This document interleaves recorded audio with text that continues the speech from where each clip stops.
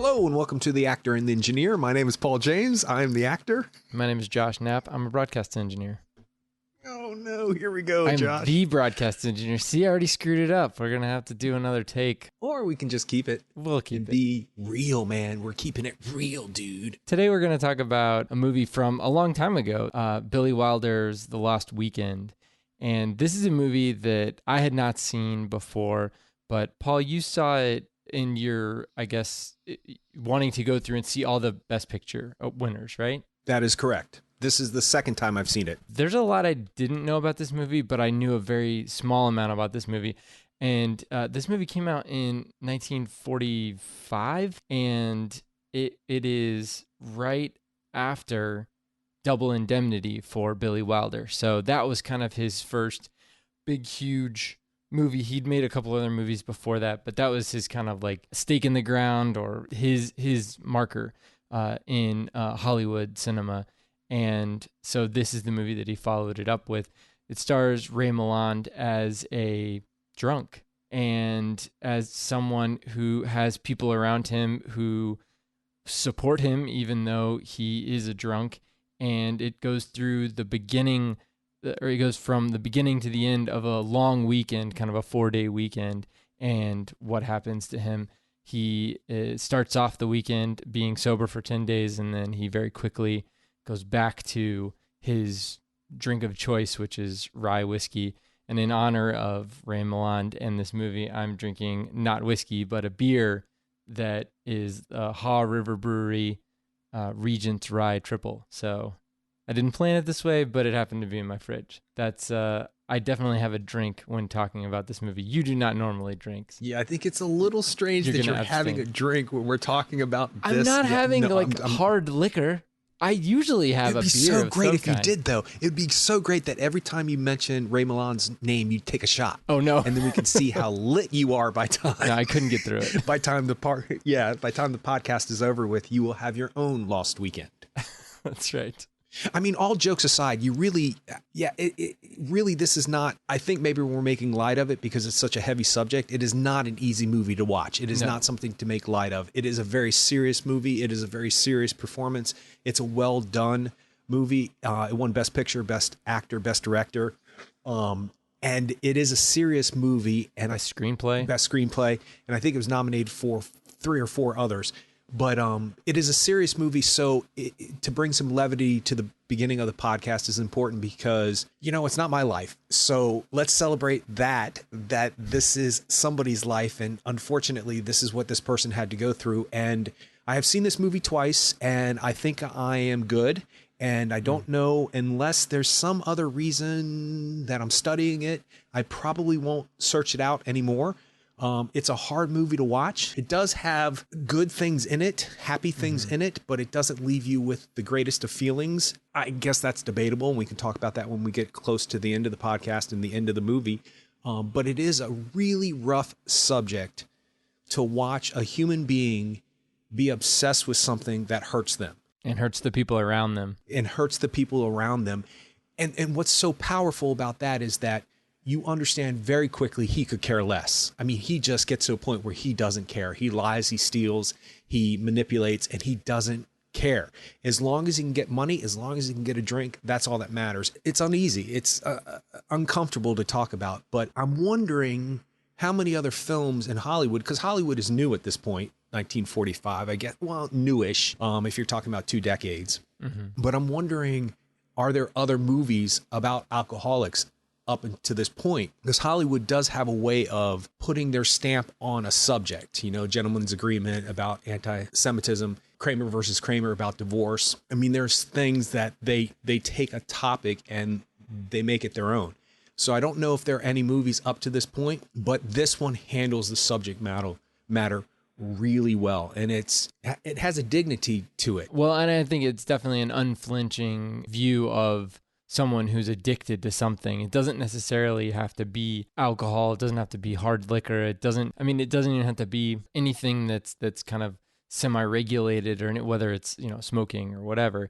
It can be anything. It could be video games. It could be anything like that. I mean, there are people that have an addictive personality, and they struggle with it no matter what it is. So you could take this movie and place it in today's. In fact, I think if you did make this movie today, having it be something like video games or something like that would be a little bit more dynamic, because sadly over drinking is something that has been somewhat normalized and doesn't have as much of a stigma, especially in, like, I used to live in a college town. I mean, you would see drunk people all the time, downtown or whatever, just because kids get to college, and then that seems to be what a group of kids will gravitate towards, or young adults, or adults, I guess, will gravitate towards.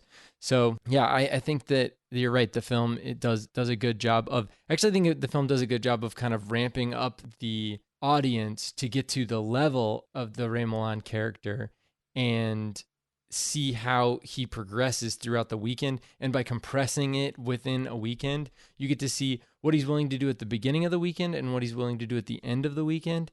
And you see that this is a freight train going somewhere that he hasn't gone over the last 6 years of his story, of the storytelling in this film, and over the last 3 years of his relationship with his girlfriend. So they do that very well. The filmmaking is so well done in this. Shots, lighting, and music are all really cool. And I saw that this is supposedly the first time that a theremin was used in a soundtrack or in a score, but I could definitely immediately tell that they were using a theremin, but in a controlled manner, only during the times when he was fixated on having a drink, whenever he was having a conversation between him and another character, or whenever that conversation or his mind wasn't focused on the drink, they wouldn't use the theremin. But when his mind was focused on the drink, then they would bring the theremin back in. And I thought that was really cool. A great way to do that. I just watched Stalag 17 recently. Again, like Steph and I watched it, and that's such a good movie too. I mean, I just looking down his Billy Wilder's his track record throughout, especially the 40s, 50s, and into the 60s. I'm just amazed at what he did in that stretch of time. He's a masterful filmmaker, and I don't think people talk about him as much as they talk about Alfred Hitchcock and some of the other bigger names. I mean, you got the blockbuster type guys. You got the David Leans and the Fords and those guys that get a lot of press. But Billy Wilder, to some extent, I think in some ways, you'd be hard pressed to have somebody tell you who Billy Wilder is if they're not really, really into film, I think. Do you think that Billy Wilder is like on the tip of everybody's tongue, even if they don't really care that much about movies? Well, no. If they don't really care about movies, then no. But if you're talking about David Lean, if somebody knows who he is, they know who Billy Wilder is. Okay. That's just the way it is. And Some Like It Hot is on everybody's top 100 films of all time list. The Apartment, which is a very, very hard watch also. Have you seen that? Yeah. Oh yeah. Yeah. Mm-hmm. It's not an easy movie to watch. It's heartbreaking. And they try to like do that 1950s wash it over and make it all happy at the end type of thing, but not really. Yeah. Same with this one, not really. So I think if you're talking about people, if you're listing off directors, I don't think people would know who Paul Thomas Anderson was without saying Boogie Nights or without saying Magnolia or making some kind of reference to the film first. I think Quentin Tarantino has made such a name for himself because people have come of age of knowing directors by this point. So if somebody knows who Tarantino is because of his work and not because of his name per se or because of his fame, then they know who Billy Wilder is. And if they don't, they know his work. If they have any form of appreciation for film above and beyond just, popcorn movies, which we've said a million times is totally okay, because entertainment is in the eye of the beholder. If that's what you're into, that's totally good. But I think that people who are examining films or analyze films, they know his name because of these films, this being one of them. And I'm pretty sure because it's one of the first portrayals of an alcoholic where they actually talk about the subject. I didn't do any research when it came to that subject, and I brought it up twice now. Now I feel bad. I should have. But I'm pretty sure that this movie it encompasses that subject heavier than any movie before its time. And they know this movie, they know The Apartment, they know Some Like It Hot, they know him. If, Alfred Hitchcock, of course, is a scary movie guy. So it's different. It's different that, and there are these huge movies that he has. And, you might have seen Psycho and you might have heard of Alfred Hitchcock, but you might not know Alfred Hitchcock directed Psycho.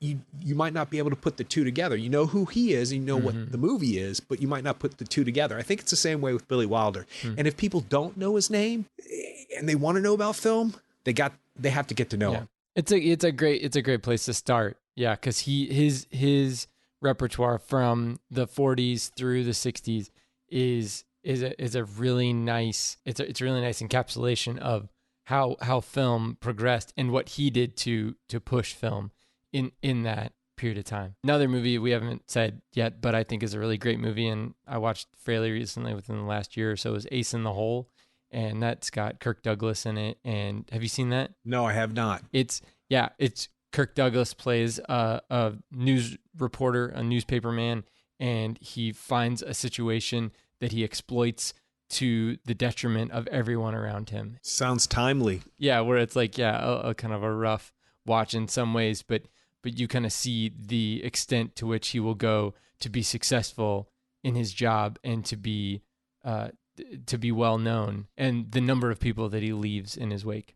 So yeah, it's a great movie. You know what I find interesting about Billy Wilder is it's the same thing I find interesting about these older movies. They are part of the lexicon of our language of movies, and you hear about these films.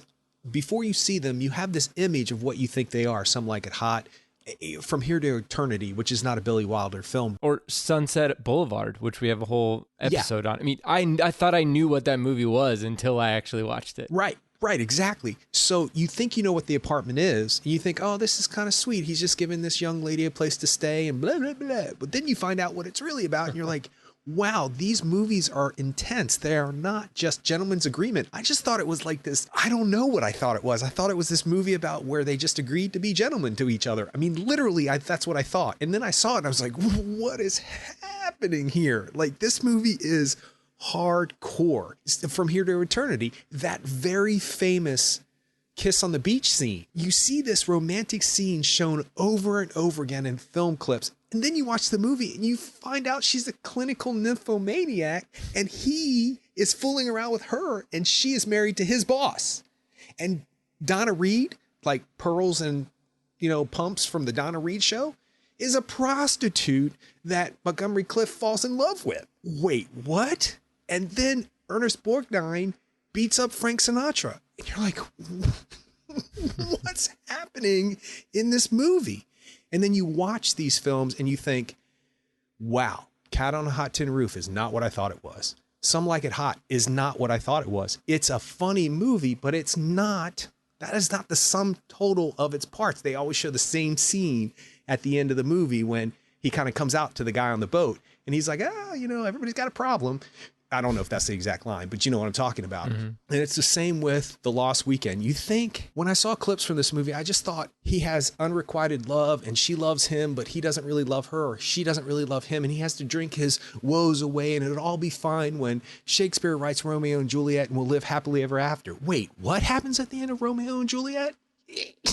Yeah. So you keep getting bombarded by these subject matters. And so I think Billy Wilder has a reputation that has not preceded himself. They have glossed over the substance of his movies, because Sunset Boulevard is, when we watched Whatever Happened to Baby Jane, that movie's insane, literally. And it's interesting to me that these movies have become this, they're like the Hollywood elite of subjects, but yet they're really deep and dark and just devastating when you get to the core of them. And that's essentially what The Lost Weekend is. It is deep and dark, and it has this substance about it, and it's just heartbreaking on so many levels. So yeah, it's they have pulled the wool over our eyes for the last 5 decades in Hollywood. But then when you sit down and watch the movies, you're like, wow. Because a lot of people think that Hollywood in the 50s was this superficial thing. It is not. It is not. Say they're remaking West Side Story. If you've ever seen West Side Story, there is a scene with Rita Moreno in it that is devastating. It's horrifying. The one, you've seen it, right? You've seen the movie, right? Yep. The one in the drugstore. Yeah. It's horrifying. There's a reason why she won the Oscar. And you think, jets, click your hands, dance your feet. That's a devastating story. Once again, thank you, William Shakespeare.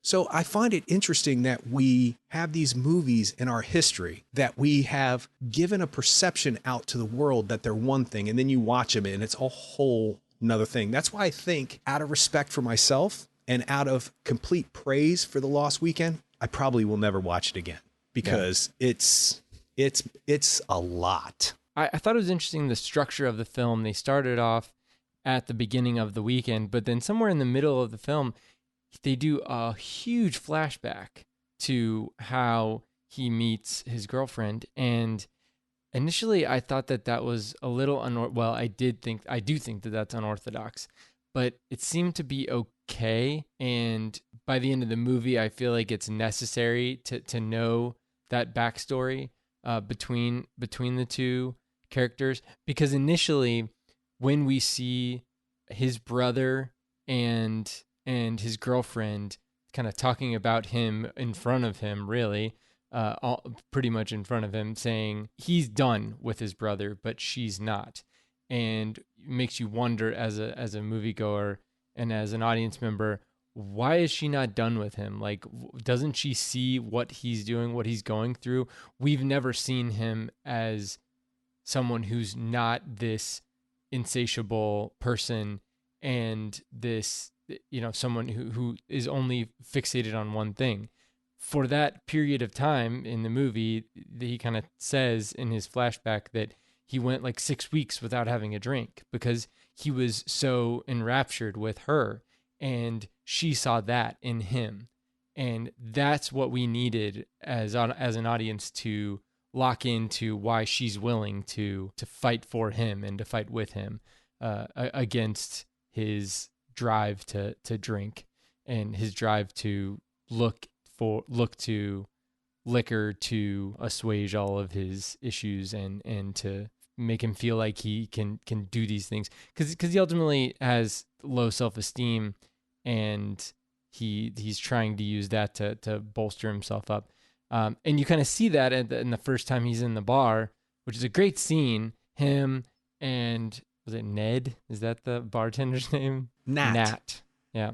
So him and Nat at Nat's bar, kind of going back and forth, and they use the device of the circles. The circles on the bar, every time he gets a shot is another circle, and so well shot, so cool. But we get to see him change from at one circle, he's just kind of a depressed guy, but at 6 circles or 10 circles on the bar, he's this, confident and swaggering man who's got all of life's issues figured out, and he knows exactly what he wants to do. So that's good to see that, internally he's got to be feeling great too. So you can see the attraction of the drink, the attraction of the liquor to him, and so that helps to set off the film. I think if they would have started with the opera scene, then chronologically, and started the film there, it was well done, but it wouldn't have had the film wouldn't have had the same drive that it had by using that as a flashback. So I thought that was well done, and it makes me wonder if they tried to do a cut of the movie where it was chronological versus that. But I think turns out Billy Wilder's pretty smart, and I think this was a little bit better than doing chronologically. You think? Yeah. Well, I think that if the movie was about how true love can save somebody, then yeah, they would have started with that. But I believe the movie's about obsession. Yeah. And it's about being obsessed with something to the detriment of your health and others. And so to actually have that bottle, see, that's what clinched it for me. When you see that bottle in the very beginning of the film hanging out the window, you're like, oh, this is heavy. I get what he's doing, though. And I also get the whole idea of, Well, he's ashamed. yeah, well, not only that he's ashamed, but he says it in the film, I just need to know it's there. And a lot of people who have quit smoking, and when I quit smoking, I did this for a little while, but then I kind of lost track of it. I kept a pack of cigarettes with, I think maybe 1 or 2 cigarettes in it. I think maybe 1. And I thought to myself, as long as it was there and I had the choice to have it if I wanted it, it made the choice to not want it easier. I don't know why that is, but I can relate to that. Well, I know why. It's because there's a prohibition that you would have given to yourself. You would have said, Paul, you can't have a cigarette ever again. But what that ends up doing is it ends up fetishizing the cigarette. It ends up being the thing that you can't have. And that is now the thing that you want the most. But if it's a thing that's always there, then it's not a big deal. It's just always there. So that's so crazy, though. Yeah. If you think works, about it, though. that's so like, it totally worked. Absolutely. And I have not smoked in 17 years. So it's been a long time. And the idea of actually being addicted to something makes sense to me because I have been. And, you know, I mean, I haven't gone to the lengths of what this guy has done to fulfill my need. But I mean, I have done weird things for smoking, but we'll leave that alone. We're talking about his movie, not my movie. But I find it interesting that the one thing that he craves and that he needs, and like you just put it, that makes perfect sense what you just said, as long as it's there, then it no longer becomes a fetish. It becomes a thing that you can obtain. You just decide not to. Totally makes sense. But the bottle's actually hanging from a noose, if you will. And so the metaphor, the image of that is just really brilliant. And the fact that it's hanging from a building where if it falls, it's not going to land well. I mean, it's New York. It's the concrete jungle. It's going to crash and burn. I mean, you never see what's lower than the building, but you do see New York. So you get the sense that they're pretty high up just because it's New York. Although they're not that high up, because he does go down the stairs a couple of times, and I guess he's 2 or 3 flights up. I think there's a landing there. Well, first of all, because the camera dolly's on the landing, but I think it's just kind of like they're just. I mean, yes, that's why. I love how your mind works. Yeah, I love how your mind works. But I think they also show a little bit of it. I thought they did, but I couldn't remember if they did when we just started talking about it. But the point is that it's going to crash. It's going to bust. Yeah. And the fact that he is constantly thinking about it, you know, as an audience member, it's out there and he's constantly looking out and he's doing everything in his power to get those 2 people, his brother and his girlfriend, Jane Wyman, Helen St. James. And what is his brother's name? Philip Terry Wick is the character's name. Jane Wyman, man. Never seen a movie with Jane Wyman in it. Till this one. Okay, you got to see Johnny Belinda, the one she won the Oscar for. Okay. It's unbelievable, dude. She plays a deaf mute who is sexually abused and then raped by this guy and has a kid, and then he comes back in his life and tries to take the baby from her. Whoa. Yeah, happy. Yeah, it's amazing. She's amazing in it. Oh my God, she's amazing. Because I knew her as Ronald Reagan's first wife. That's how I knew her. And then I was like, Ronald Reagan's first wife has an Oscar? What a terrible way to like make somebody separate from like being an entity amongst themselves. You know, like she's not a person who is an actress who has integrity and won an Oscar. She's Ronald Reagan's first wife. I mean, that's terrible. But anyway, that's where my thought went. And I was like, Ronald Reagan's first wife won an Oscar? What is that for? And then I rented it and I was like, oh, Jane Wyman, I'm going to have respect for you the rest of my life because she is amazing.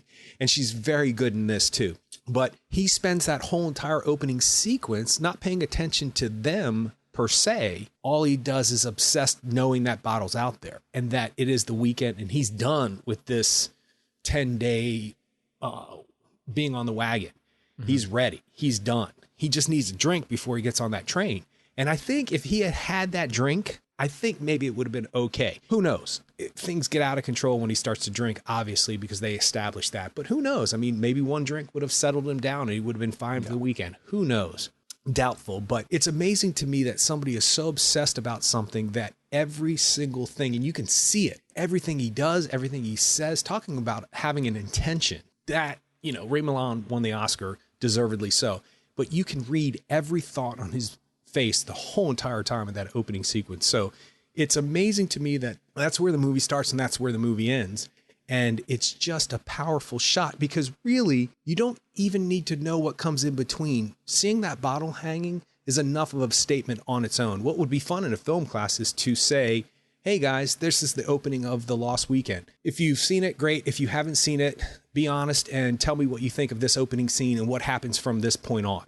You know, it'd be interesting to hear what people would have to say just to see that hanging bottle, because it says so much in such a short period of time. So once again, that Billy Wilder, he's quite a director. Well, let's talk about, did you feel like the other characters in the film were facilitating his addiction or were helping him? Like, especially the bartender. I mean, that's his job. That's the bartender's job to sell drinks. It is his bar. It is Nat's bar. So he's going to make his money on selling people drinks. But he at some point realizes that this isn't good for anybody, even though Don, the, Ray Milland's character, is, usually pays him. But by the end of the film, or, you get closer to the end of the film and you get to that point and he's not even offering payment to Nat for a drink. So it devolves very quickly, but you've got, so really the only kind of strict voice of reason, other than, well, there isn't even a voice of reason by the brother. The brother's just fed up at the beginning of the film, but the Bim character in the drunk tank is really the first kind of like, this is what happens, and I have no sympathy for you.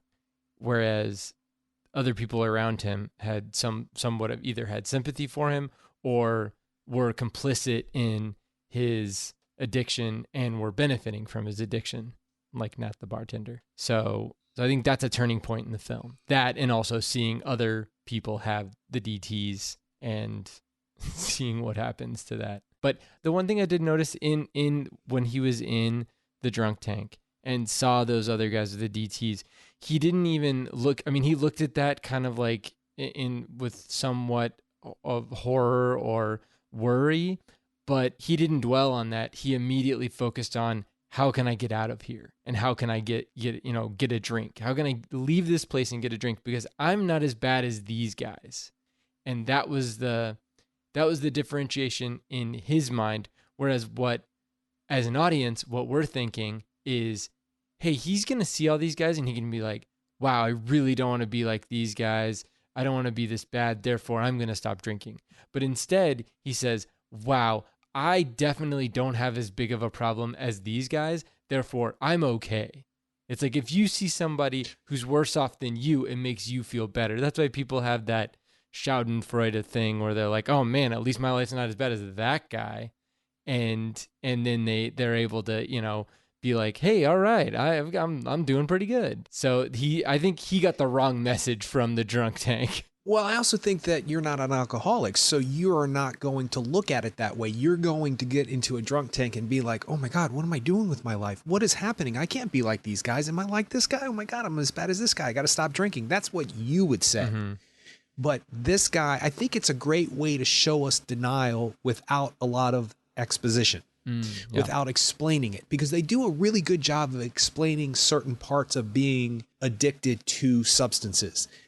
She does a great job at the end explaining how, if you do this can help a lot of people, is basically what she says, which is a really great motivational tool to take it away from somebody's own struggles and making it about their struggles helping other people. I think that the brother is not necessarily complacent, or anybody is complacent per se. I think the brother has gotten to the point where, and this is a great way to bring up this point too, that if you continue, are you enabling them to continue being a drunk? So how much do you let them continue by helping them, paying their rent, buying their food, giving him pocket money, cigarette money? He says that, which actually is pretty self-reflective of the character, where he says, I have nothing, basically. The Ray Milland character says, I have nothing. Even my brother gives me everything. So the brother, I don't think, is at a point where he's complacent. No, complicit is what I said, not complacent. Oh, complicit. Oh, no, he's like an accomplice. to a certain extent. It makes me go a little bit deeper and wonder if it's like, is that brother supporting his, is his brother supporting him? Is Don's brother supporting him because he's keeping him in that place? Like he's facilitating Don to stay a drunk so that he doesn't get out of his funk and make something of himself, because he was, from what he was saying, he was kind of like a star of his college and someone with a lot of promise.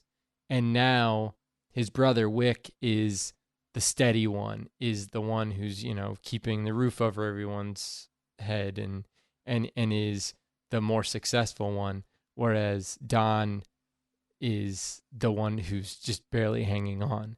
But the reason why he has money to buy booze is because of Wick. And Wick, understandably, he gets to, at the beginning of the movie, he's done. It doesn't matter what kind of support he's given Don, it's not worth it. He doesn't even care what happens to him afterwards. And he thinks that Don is at a point where he's going to ruin his life and possibly ruin anyone else's life who he's around.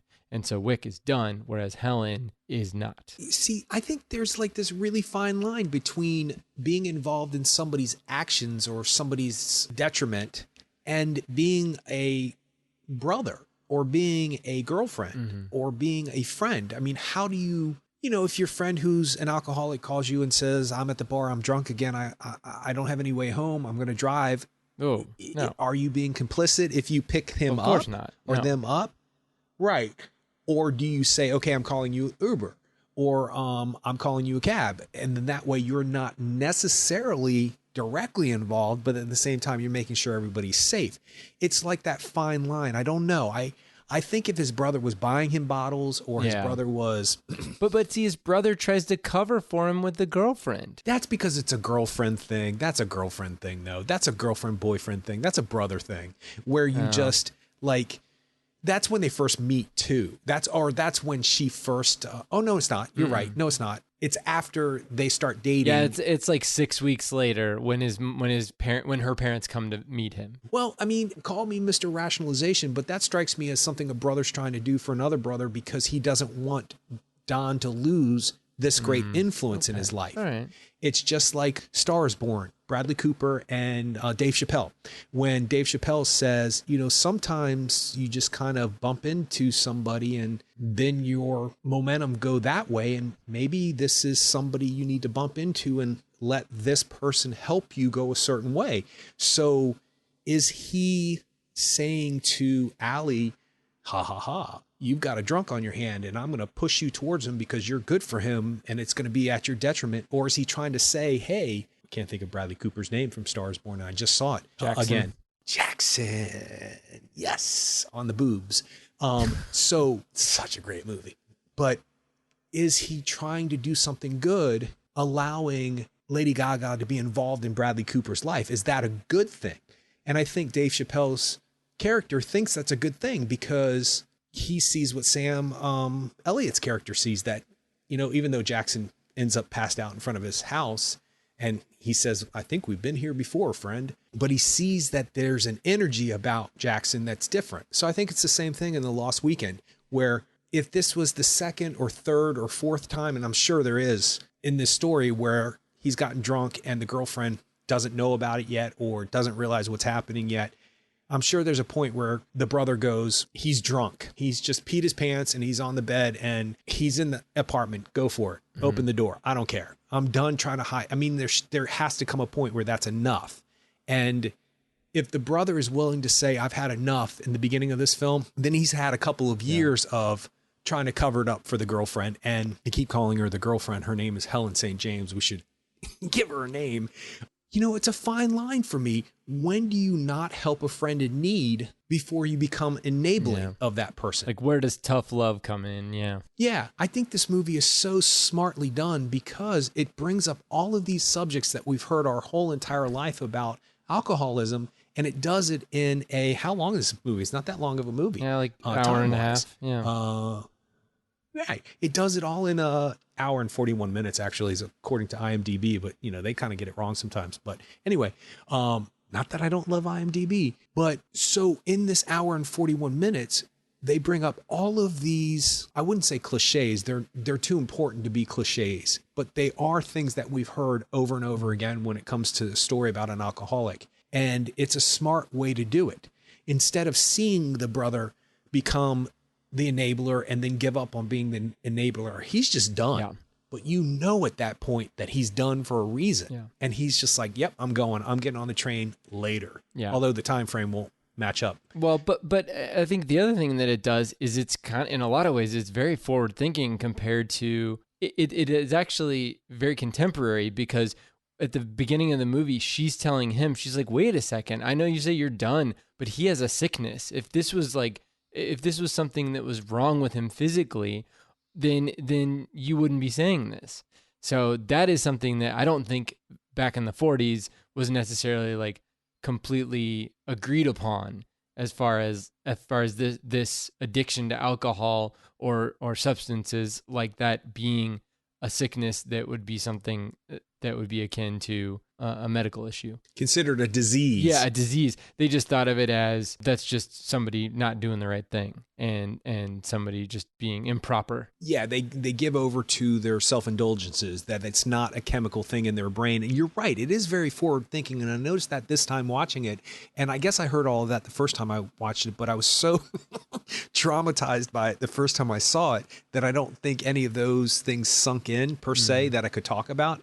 Now that I've seen it a second time, you're right, because she does. She says if he has a heart condition or if he has some kind of like, I don't know if she says cancer or something, she might, that you would not give up on him because this is not something he could control. He couldn't control a heart disease or cancer or that kind of stuff. And that's what have now known to come from knowing about alcoholism, that it is a disease and it is a chemical imbalance in your body. And this is why you are addicted the way that you're addicted.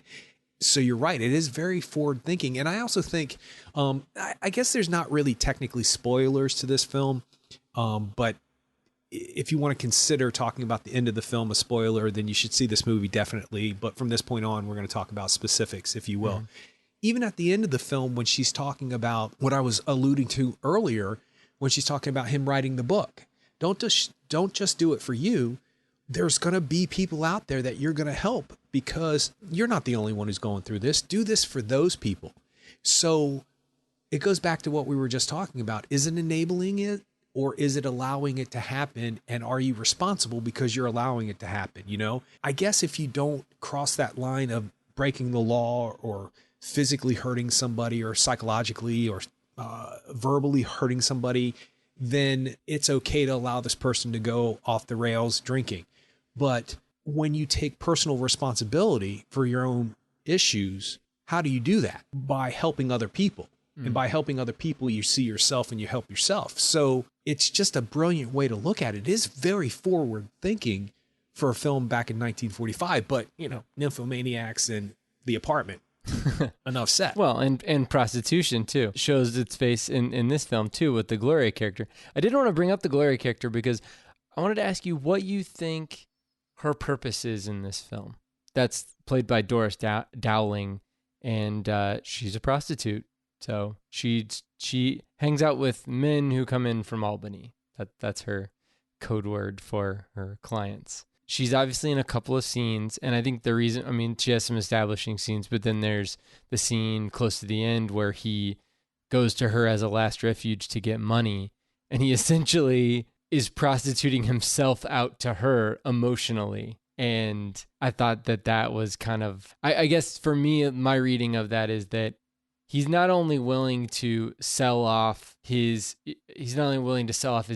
dignity as far as asking someone for free drinks, he's also willing to sell off himself, his perception of love or his emotional connection to someone just to get money. He's willing to fake it with this girl just to get money to get a drink. And that is yet another step down the ladder to the basement of depravity for him. Does he though? I mean, he pretty much tells her straightforward. Well, no, I mean, he does.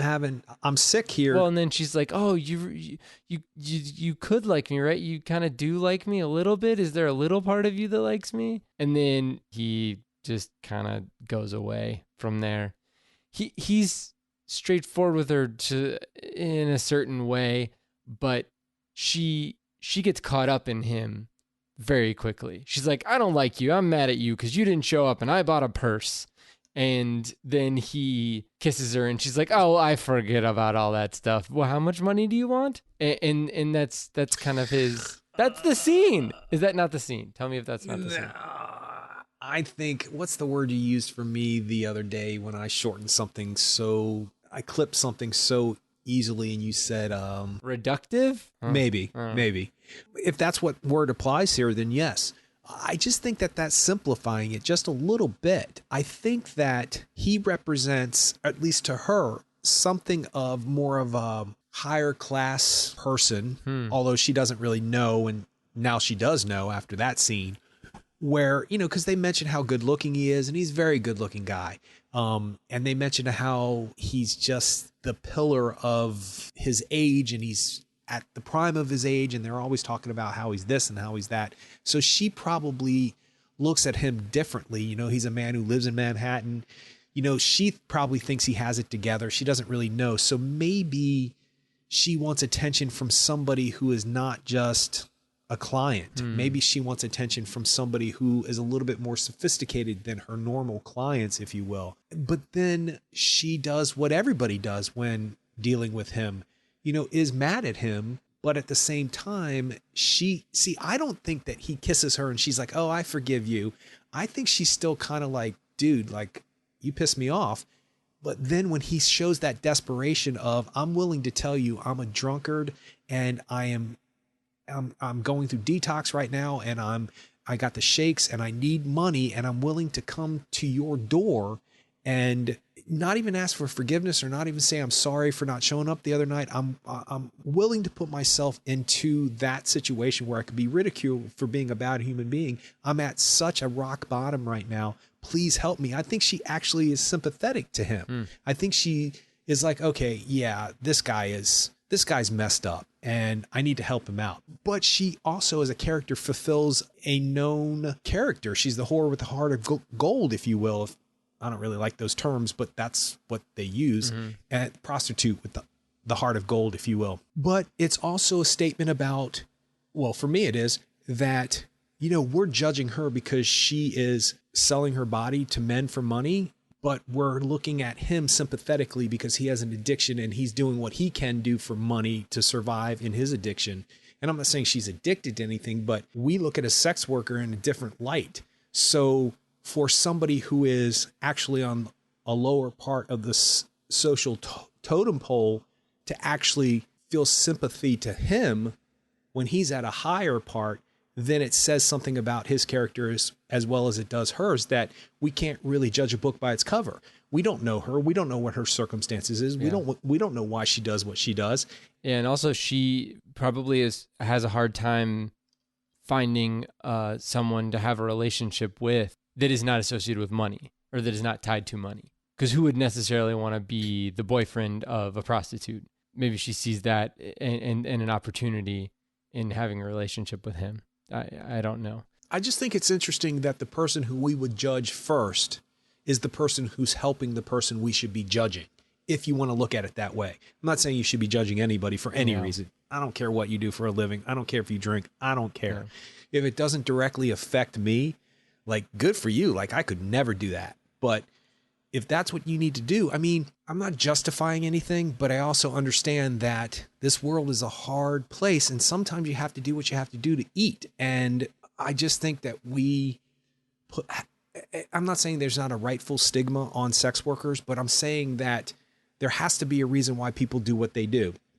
And for that person to take that profession, but still look on this other person who should have it all together and should have it all right with themselves, to take sympathy and to give them literally their hard-earned money, no pun intended, it says something about her heart. I mean, it says something about her sympathy towards another human being, that she's no better or worse than he is. So I loved her in this film, and I think she's beautiful, and I think she could have very easily been one note-ish. Mm-hmm. And it could be that they could have left this scene out it makes sense that they didn't, because obviously they set it up, the wooden Indian and stuff like that. Yeah.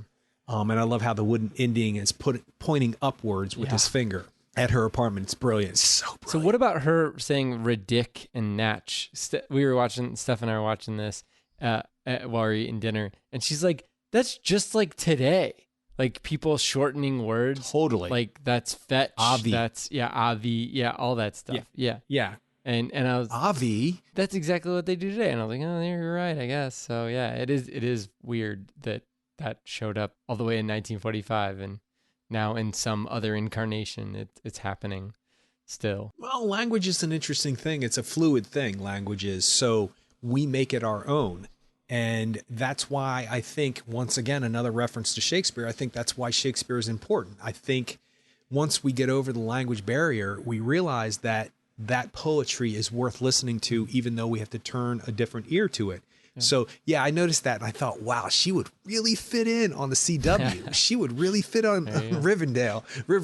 Yeah, she would really fit into all those shows. And it's interesting because I think that it shows a person who is just going with the flow in this world, and they develop their own language to get by, and they develop their own way of speaking. And it's probably how she speaks with her girlfriends, or how she speaks with her peer group. And so, I guess it's the same thing as calling a detective a dick. It's the same shortening of a word. Yeah. Yeah, sure. Yeah. So last question. Do you think that this movie would prevent anyone nowadays from drinking? It's interesting you say that. Yes and no. I think if you have a natural disposition to get addicted to something, you're going to. You just are. That's why I don't believe in gateway drugs. I believe the gateway is going to be whatever. I mean, it can be cough medicine. I was talking about this with medical marijuana and legalizing marijuana. I'm an advocate for that because I think it's ridiculous that it's illegal. That's my personal opinion.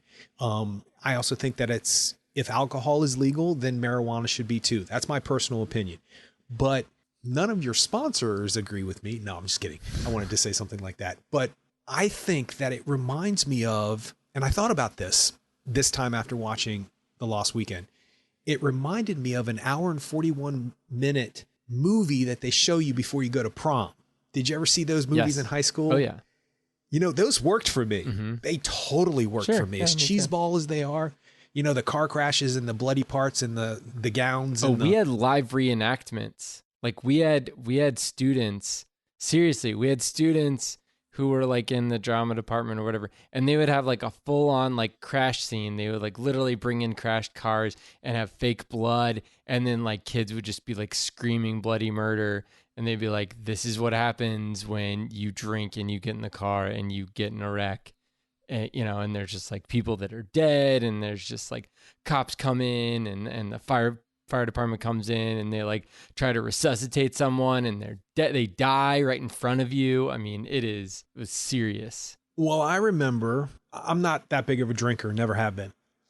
I've had some interesting encounters with alcohol, a lot of good times, but I might have been a junior or senior in high school, and I was at some party and we were drinking, not like you would think, but just like a beer or something. I don't remember.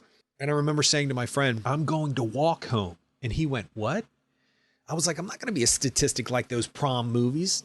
And he was like, that's ridiculous, dude. That's not going to happen to you. And I was like, I'm walking home because I don't want to be a statistic. So you can do what you want to do, but I'm not going to be a statistic. It wasn't necessarily about consequences or hurting people or hurting myself. It was about, they showed us that. Now they get to point their finger at me and say, we told you, look who you are now. And then, like I would be the guy who ended up with like his arm cut off or something. And I would live and have to live with that the rest of my life. So not happening.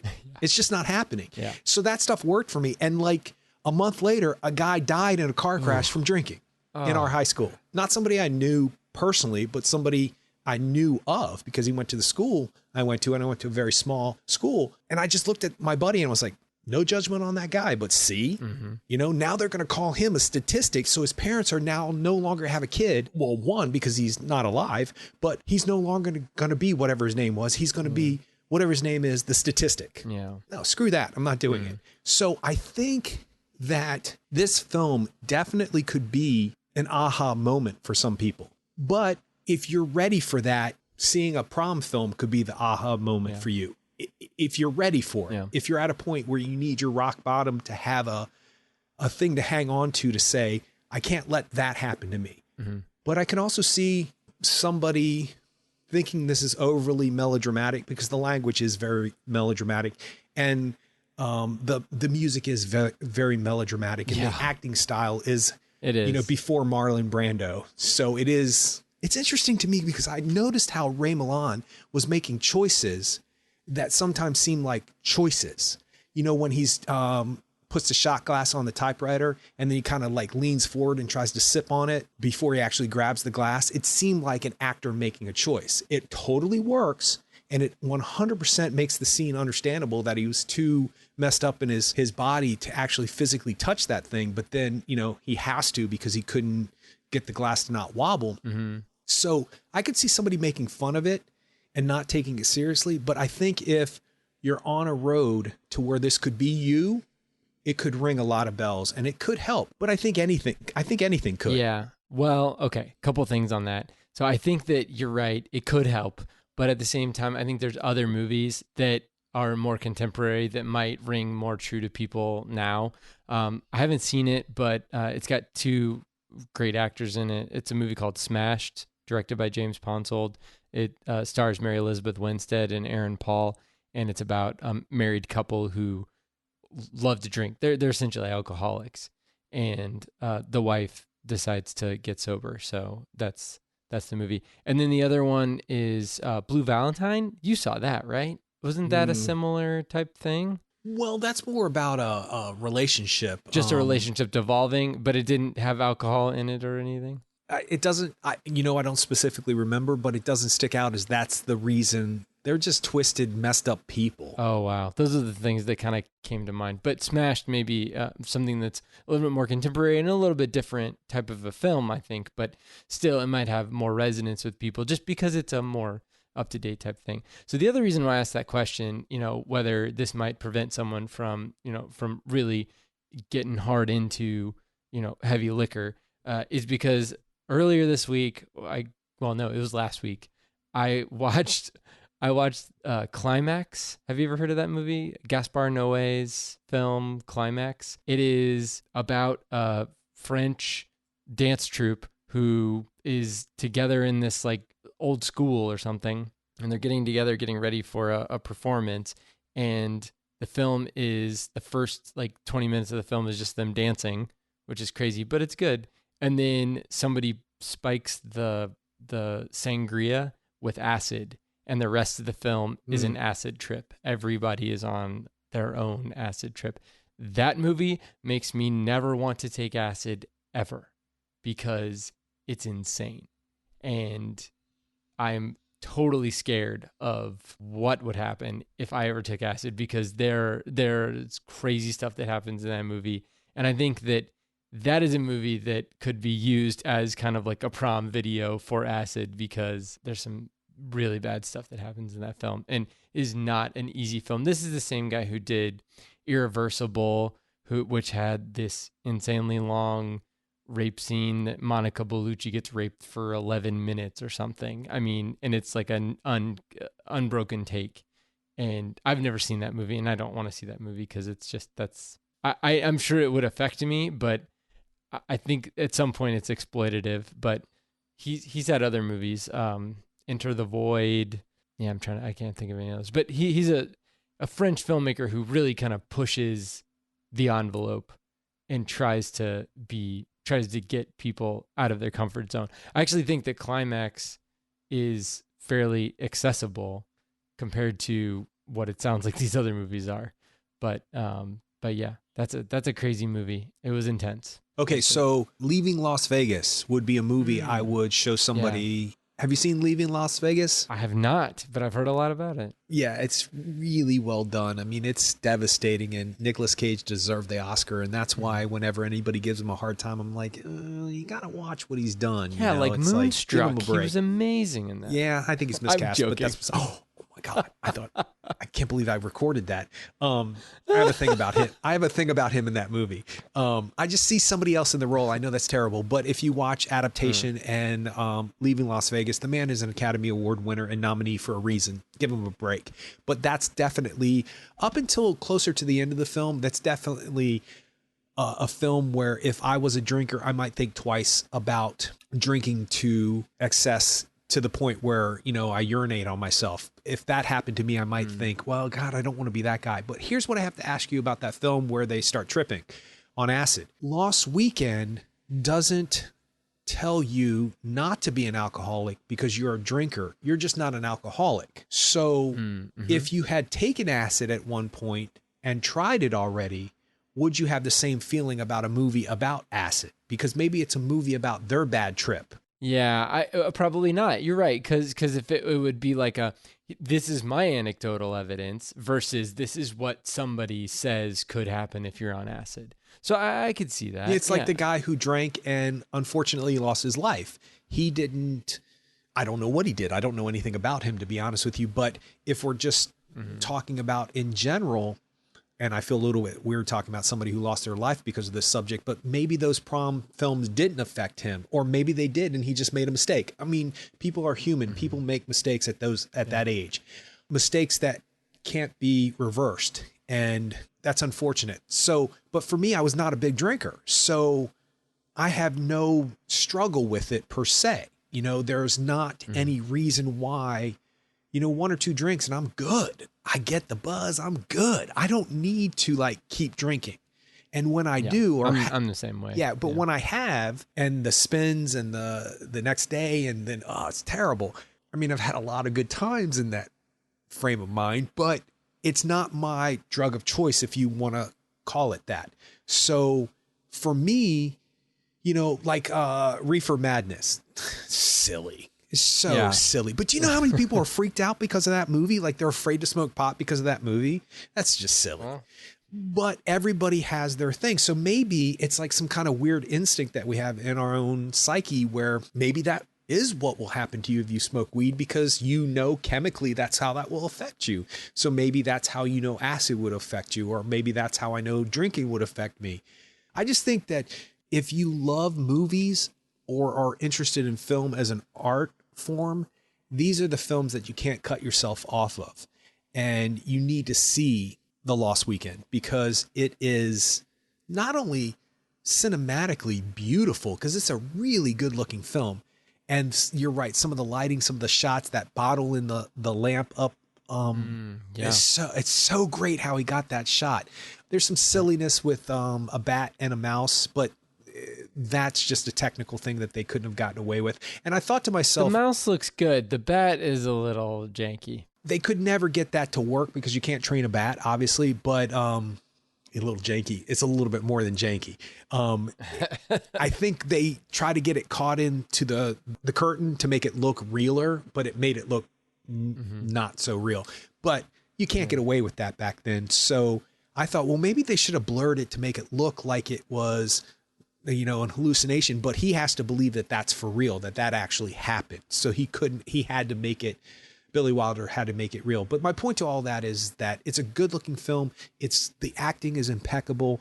I just think that you're cutting yourself off. What is the expression? Cutting off your nose to spite your face. If you don't explore these type of films, because this is where modern cinema comes from. And these are human issues where back in 1945, we thought it was all, you know, pearls and pumps, but it's not. Their human condition is difficult.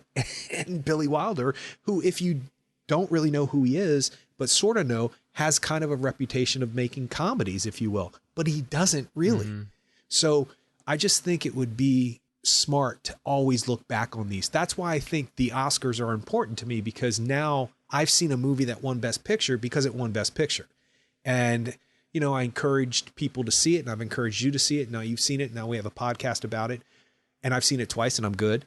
But I probably would have never seen this movie if it wasn't Best Picture, or if he hadn't won Best Actor. So it's just, these type of movies are important. So those movies that I talked about, From Here to Eternity, there's another one called The Children's Hour with Shirley MacLaine and Audrey Hepburn, which is about a subject matter that most people wouldn't expect have been explored back then. These are the films we should definitely delve into. So I think you and I as a podcast should continue on, maybe doing the best pictures. I don't know, something, maybe always we try to do something that has some age to it. So I'm glad that we do. Yeah, me too.